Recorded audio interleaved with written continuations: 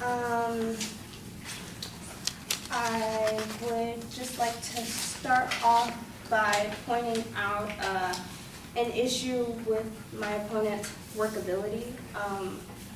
Both of them stated that they believe that there is a problem with the current minimum wage rate and that it should be raised. However, they didn't supply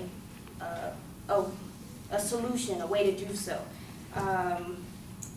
Putting money in the pockets of those who work, yeah, that's obvious, that's what we need to do, but how are we gonna do it? Where is this money coming from? They also said that raising the minimum wage would prevent inflation when actually it is inflationary.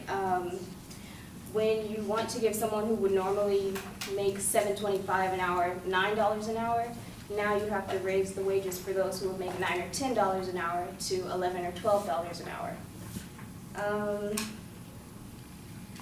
They also stated that in California, the minimum wage is not sufficient enough for day-to-day living.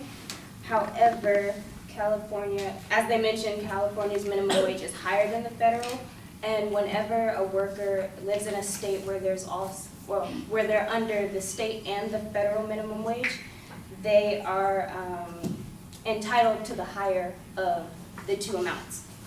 And also, they did not state what standards of living they're talking about, because if someone is living within their means,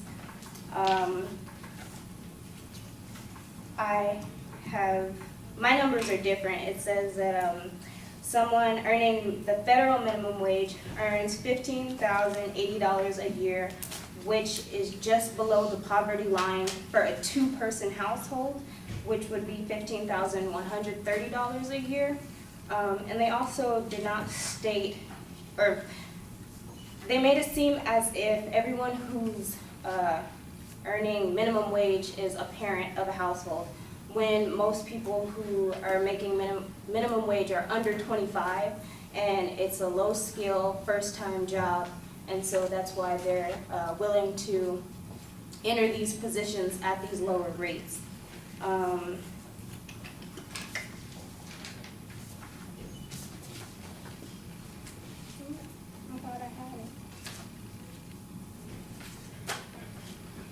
Okay, well, I think I remember.